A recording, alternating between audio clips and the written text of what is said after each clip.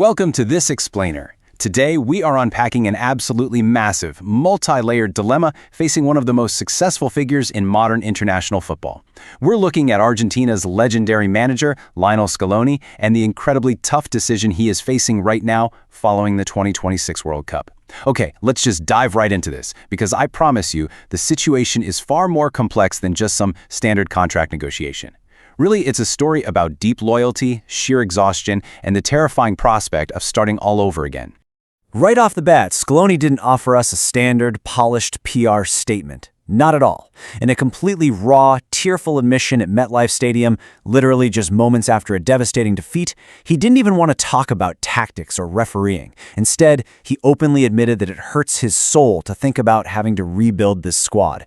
And that right there immediately establishes the intense, raw, emotional stakes of his current indecision. The man is completely drained. So let's get into Section 1, a tearful World Cup exit. To really understand why he's so drained, you have to walk through the grueling timeline of that fateful Sunday in New Jersey with me. Argentina is battling Spain, and Spain is just completely dominating possession. Then, in stoppage time, 90-plus minutes in, disaster strikes. Enzo Fernandez gets a red card. So now Argentina is forced to play the entire extra time down a man. And then, in the 106th minute, the dam finally breaks. Ferran Torres scores the 1-0 winner for Spain. After the final whistle, Scaloni sits before the global media, cries his absolute heart out, and abruptly exits the press conference to thunderous applause. His physical and emotional tank was just running on empty. Moving on to Section 2, an unmatched golden era. Now take a second and consider what Argentina actually stands to lose here. 78 wins, only 10 defeats. Let that sink in. Since taking charge as an interim coach back in 2018, when there was deep, widespread skepticism about his total lack of head coaching experience, Scaloni has been absolutely dominant. He took a fractured, struggling national team and transformed them into an unstoppable juggernaut, completely changing the winning culture of Argentine football. And of course, that winning culture translated directly into this frankly unprecedented list of hardware. If he leaves right now, he walks away as the most decorated manager in the program's entire history. Just look at this run, ending the country's massive trophy drought with the 2021 Copa America, conquering the globe at the 2022 FIFA World Cup in Qatar, dominating the 2022 Finalissima, and then backing it all up with another Copa America crown in 2024. I mean, he gave them everything. To put this into historical perspective, let's compare him with the legendary Carlos Bilardo. Bilardo famously guided the Albiceleste to the 1986 title and the 1990 final. Scaloni is now only the second Argentina manager ever to reach consecutive World Cup finals, hitting that exact same milestone with a title in 22 and a final in 26. But here's the kicker. Scaloni adds 2 continental crowns to his resume, actually surpassing even Bilardo in overall regional dominance. Replacing a figure of this historical magnitude? It isn't just difficult, it's nearly impossible. Which brings us to Section 3, the generational squad reboot. Here is the absolute core of the monumental task causing all this hesitation. It all boils down to a looming number, 39. That is Lionel Messi's current age. Now look, while the 8-time Ballon d'Or winner somehow defied Father Time's undefeated record to manage 8 goals and 4 assists in this recent tournament, the stark reality is that his participation in the 2030 World Cup feels extremely unlikely.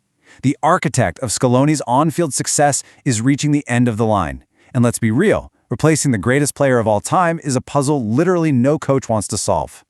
And you know, it's really not just Messi. If you compare the 2022 and 2026 World Cup finals starting XIs, 8 starters were exactly the same. Scaloni has relied heavily, almost exclusively actually, on the same core group of players for nearly a decade. Guys like Nicolas Otamendi and Rodrigo de Paul have been the absolute heartbeat of this team. If he stays for the 2030 cycle, a massive generational turnover isn't just an option, it's unavoidable. He'd have to completely dismantle the very machine he built. And that brings us to exactly how Scaloni views these players, his warriors. For him, the immense effort, the resilience to endure harsh criticism, and the pure grit to keep going when your legs no longer obey your brain, well, to him, that is the real trophy. He places all of that way above the actual physical silverware. He has a deep, almost familial attachment to these veterans. Resetting his mind to cut these aging players loose and forge a brand new identity with younger guys, that is a profoundly painful prospect for him. Let's look at the other side of this in Section 4, the AFA's desperate plea. While Scaloni is heavily wrestling with these internal doubts, the external forces are pulling him back hard.